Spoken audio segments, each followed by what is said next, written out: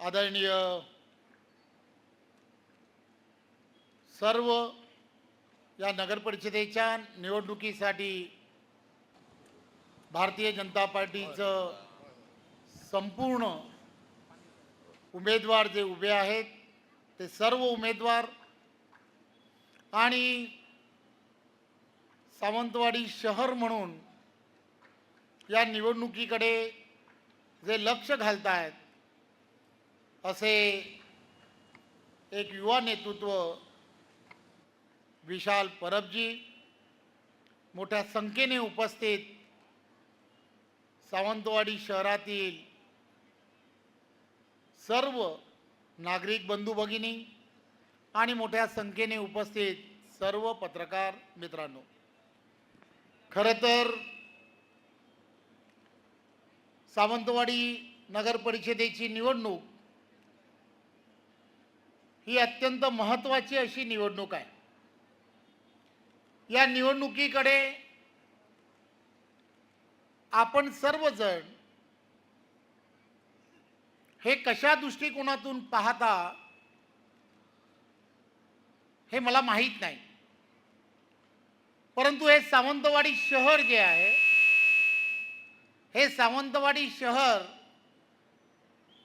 या ठिकाणी असणारे मतदार 18, 19, 20 हजार जे मतदार आहेत, हे मतदार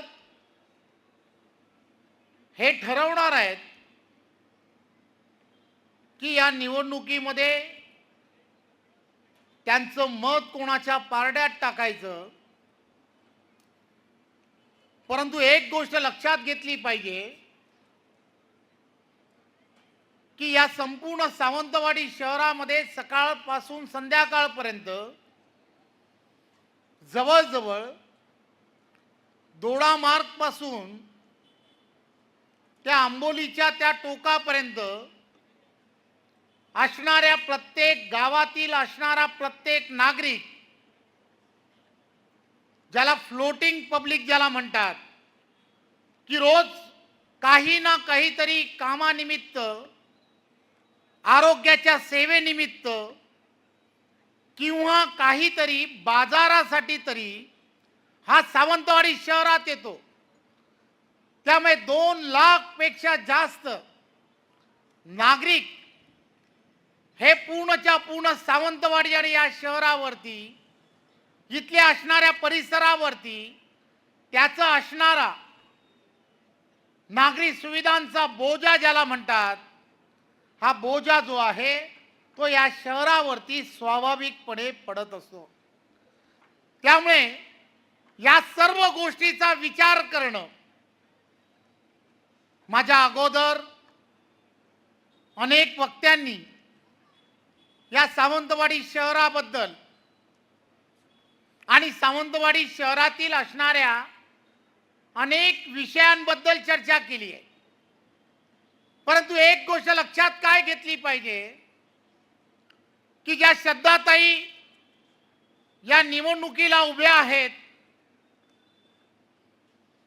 या निवडणुकीला उभ्या का आहेत, तर त्या पाठीमागचा त्यांचा असणारा उदात्त हेतू की इथल्या असणाऱ्या प्रत्येकाला मी नगराध्यक्ष झाल्यानंतर मी जे आयुष्यात शिकली, मला जे आयुष्यात शिकता आलं, बिझनेस मॅनेजमेंट या विषयामध्ये माझा असणारा अभ्यास, या सगळ्या गोष्टीचा फायदा हा सावंतवाडी मधील असणाऱ्या त्या प्रत्येक गृहिणीला, प्रत्येक त्या बहिणीला मी 10,000 पेक्षा जास्त महिलांना रोजगाराची संधी येणाऱ्या काळात प्राप्त करून देईन। विचार किती मोठा आहे। रोजगाराची संधी प्राप्त करून देणं याचा अर्थ काय, तर खऱ्या अर्थाने या सावंतवाडी शहरामधील असणारं ते प्रत्येक कुटुंब, त्या कुटुंबाला आर्थिक सक्षम करण्यासाठी जो कुटुंबातील असणारी माता भगिनी आहे तिला प्रत्येकाला मी आधार देण्याचा प्रामाणिकपणे प्रयत्न करीन. हा विचार किती वेगळा आहे हा आपण सर्वांनी समजला पाहिजे. त्यांनी राजघराणा म्हणून त्यांच्या असणाऱ्या पूर्वजांनी खरं तर मी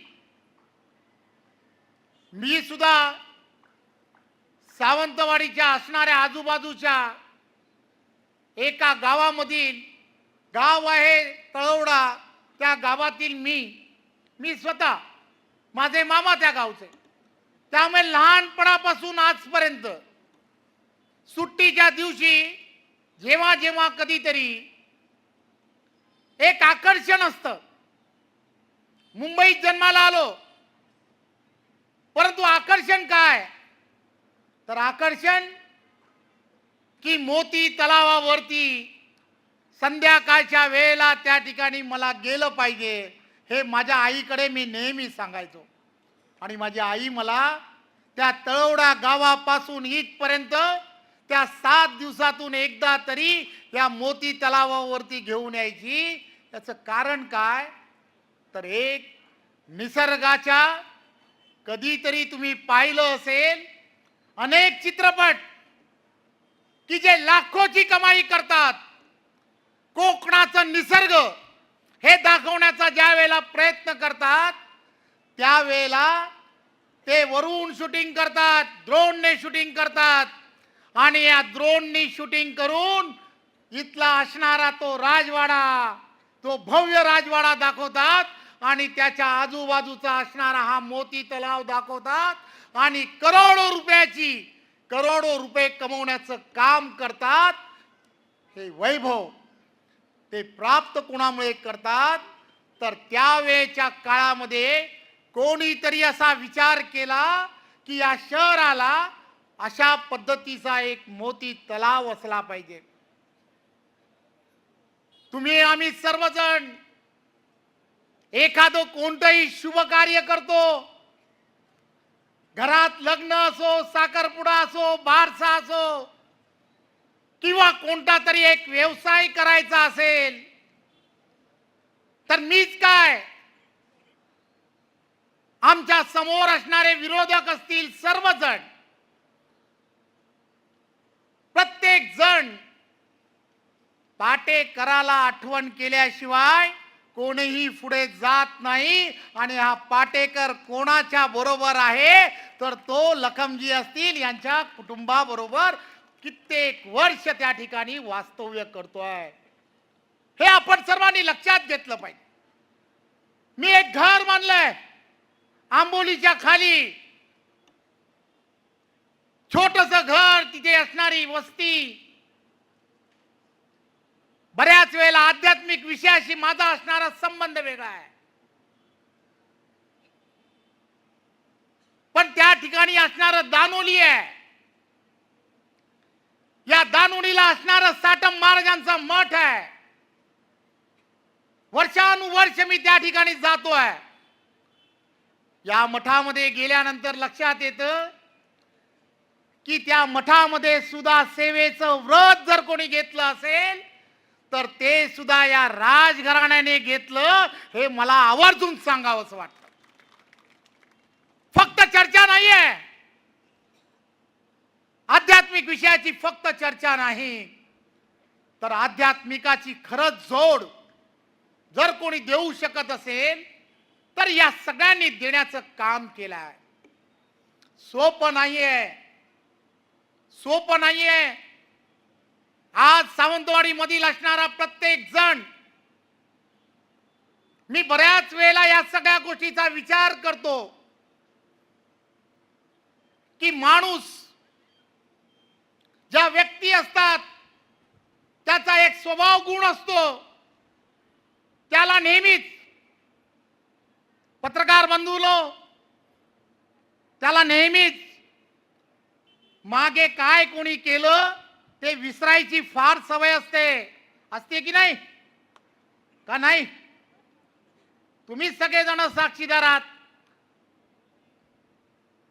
विसरण्याची फार मोठी सवय माणसाचा गुण आहे, अडचण काहीच नाही. या संपूर्ण सिंधुदुर्ग असेल, या सगळ्या सिंधुदुर्गाला माहित असलं पाहिजे की या संपूर्ण सिंधुदुर्गामध्ये लोड शेडिंग किती तास होतं. 6, 8 तास लोड शेडिंग. पण हे लोड शेडिंग मुक्त करण्याचं काम कोणी केलं तर ते एकमेव व्यक्ती आहे आणि त्याचं नाव आहे देवेंद्र फडणवीस. हे आपण सर्वांनी लक्षात घेतलं पाहिजे. सोपं नाहीये. विचार केला आणि ते पूर्णत्वाकडे नेलं. या शहरामध्ये आपण सर्वजण 2 लाखापेक्षा जास्त जण हे रोज प्रातः काळापासून रात्री झोपेपर्यंत लागणारी पाणी ही व्यवस्था ही त्यावेळच्या काळामध्ये ज्यांनी कोणी विचार केला की या शहराला एक चांगल्या पद्धतीने कुठेही विजेचा वापर न करता पाण्याची व्यवस्था झाली पाहिजे असा विचार जर कोणी केला असेल तर याच कुटुंबातील असणाऱ्या पूर्वजांनी केला. हे आपण सर्वांनी लक्षात ठेवलं पाहिजे. माझी आपणा सर्वांना विनंती आहे की रोज ज्या वेळेला घरातील नळ आपण उघडू त्यावेळेला 2 तारखेला मतदान करायच्या अगोदर हे लक्षात ठेवलं पाहिजे. हे पाणी जे आहे हे पाणी हे कुणाच्या तरी पुण्याईमुळे, ईश्वराची तर देण आहे पाऊस, परंतु ते साठवणूक करण्यासाठी ते सर्व विचार केला. कारण ही सर्व मंडळी कदाचित दूरदृष्टी ठेवून होती. एखाद्या शहराचा विकास जर करायचा असेल, त्या शहराला एका वेगळ्या दिशेने न्यायचं असेल तर त्या ठिकाणी दूरदृष्टी असणारं एक व्यक्तिमत्व असावं लागतं की दूरदृष्टीने विचार करावा लागतो. या शहराची असणारी त्यावेळची ड्रेनेज लाईन असेल ही त्यावेळच्या काळात करण्याचं काम त्यांनी केलं. आज लोकसंख्या वाढली आहे. लोकसंख्या वाढलेली असल्यामुळे आज आपल्याला यामध्ये अधिक मोठ्या प्रमाणामध्ये त्यामध्ये सुधारणा करणं अत्यंत गरजेचं आहे. सोपं काम नाहीये. आणि त्यासाठी देशाचे पंतप्रधान नरेंद्र मोदीजी, महाराष्ट्राचे लोकप्रिय असे मुख्यमंत्री आदरणीय देवेंद्रजी, केंद्रामध्ये एनडीएचं सरकार आहे, राज्यामध्ये आदरणीय देवेंद्रजींच्या नेतृत्वातलं महायुतीचं सरकार आहे. एक विचाराचं सरकार असणं अत्यंत गरजेचं आहे. एक विचाराचं सरकार असलं, पार्लमेंट टू पंचायत ज्याला म्हणतात, तर प्रत्येक धोरणं जी आहेत त्या धोरणाचा योग्य प्रकारे उपयोग करता येतो. एक विचाराचं सरकार असेल तर निधी, विकासात्मक निधी आणि विकासाची गंगा सुद्धा आपल्या शहरामध्ये आणणं अतिशय सोपं होतं. त्यामुळे एक विचाराचं सरकार आणण्यासाठी त्याचं उदाहरण म्हणून देण्याचा प्रयत्न करणार आहे. यापूर्वी ज्या वेळेला निवडणुका झाल्या, त्या निवडणुकांमध्ये आपण सर्वांनी सिंधुदुर्गमध्ये वेंगुर्ला नगर परिषद, ही वेंगुर्ला नगर परिषद त्यावेळेच्या काळामध्ये पूर्ण बहुमतासकट भारतीय जनता पार्टीची त्यावेळेला दिली. तुम्ही पाहिलं असेल की वेंगुर्ला शहर, वेंगुर्ला नगर परिषद, या वेंगुर्ला नगर परिषदेमध्ये आपण जवळजवळ 22 ते 23 प्रकल्प मग त्या ठिकाणची असणारी पाण्याची व्यवस्था, तिथलं असणारं धरण तलाव, तिकडचं असणारं मच्छी मार्केट,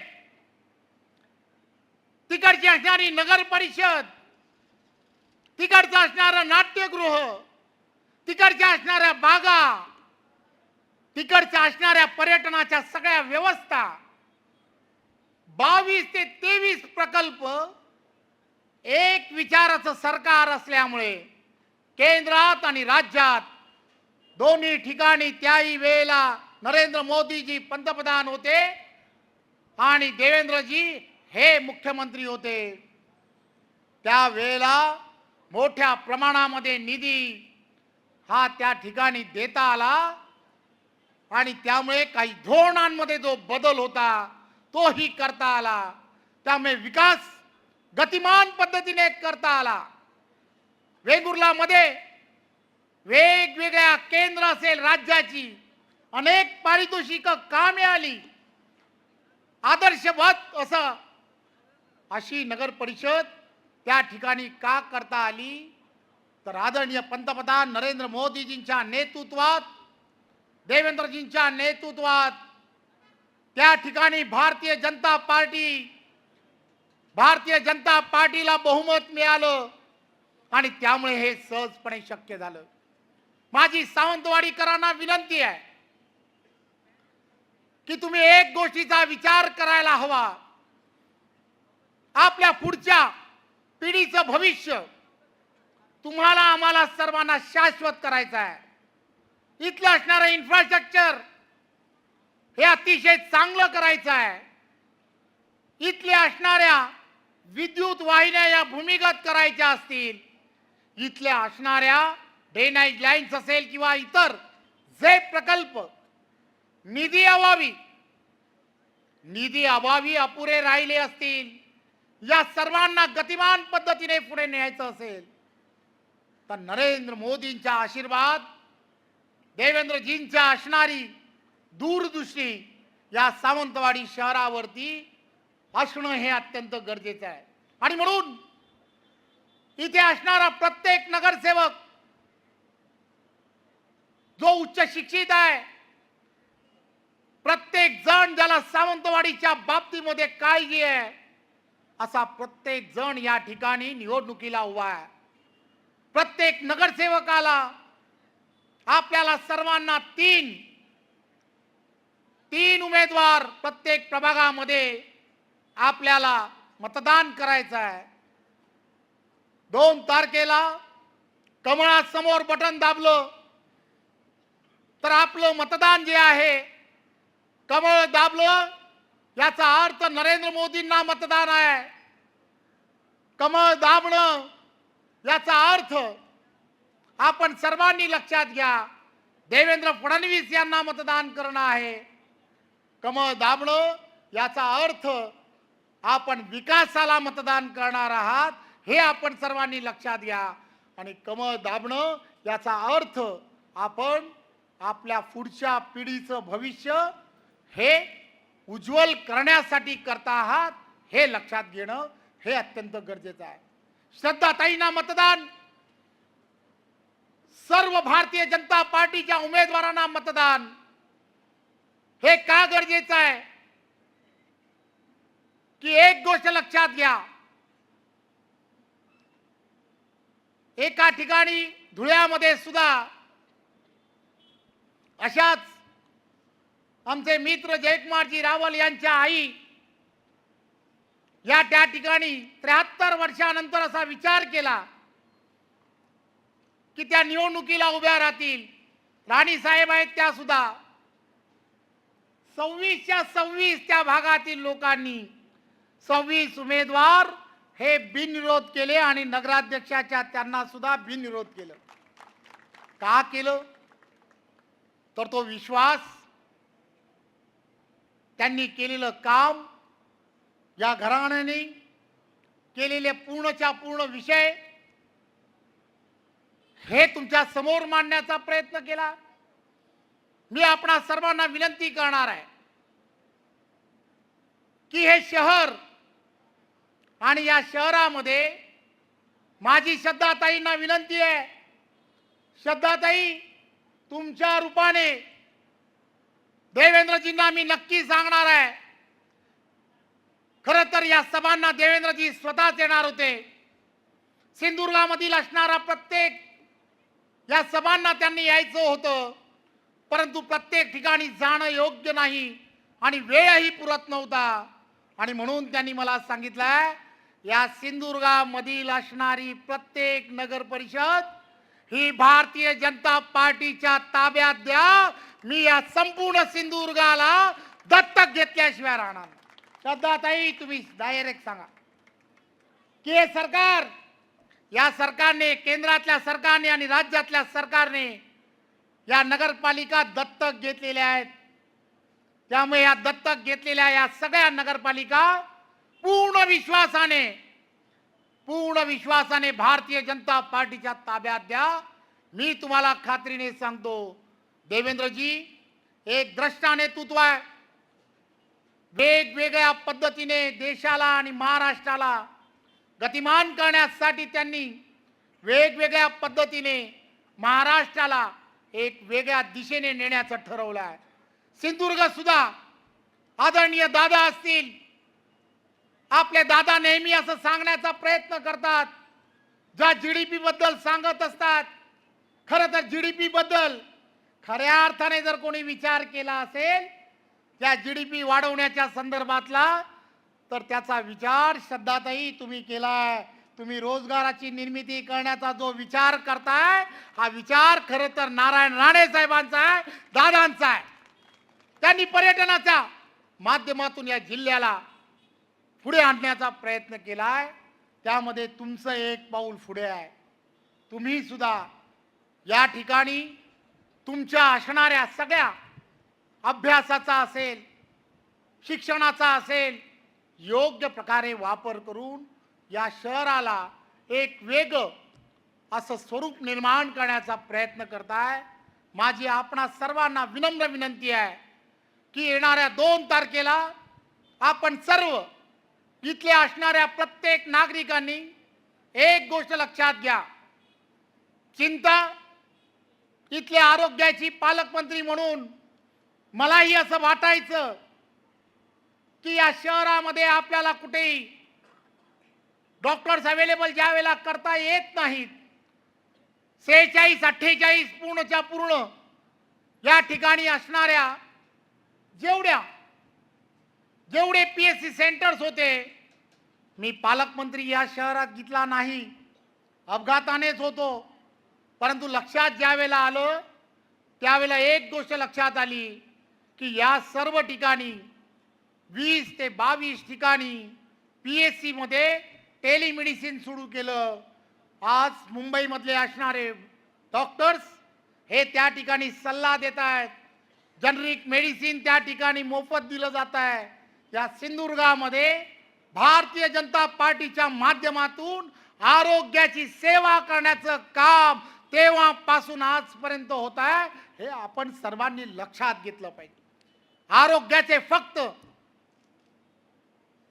आश्वासन न देता शाश्वत असं काहीतरी आपल्याला दिलं पाहिजे, हा विचार श्रद्धाताई आणि त्यांच्या बरोबर असणारी टीम करतायत. देवेंद्रजी त्यांच्या पाठीशी राहणार आहेत. त्यामुळे विश्वास ठेवा. 2 तारखेला होणारं मतदान हे विकासाला असलं पाहिजे. 2 तारखेला होणारं मतदान हे आदरणीय पंतप्रधान नरेंद्र मोदीजींना असलं पाहिजे. 2 तारखेचं होणारं मतदान आदरणीय देवेंद्रजींना असलं पाहिजे. 2 तारखेला होणारं मतदान आदरणीय राणे साहेबांना असलं पाहिजे. आणि 2 तारखेचं होणारं मतदान आदरणीय नितेश राणे यांना असलं पाहिजे. 2 तारखेचं मतदान आदरणीय श्रद्धाताई आणि त्यांच्या बरोबर उभ्या असणाऱ्या सर्व नगरसेवकांना म्हणजेच कमळाला असलं पाहिजे. आणि त्यासाठी तुम्ही आणि आम्ही सर्वांनी काम करूया एवढीच विनंती करतो. धन्यवाद. जय हिंद, जय महाराष्ट्र.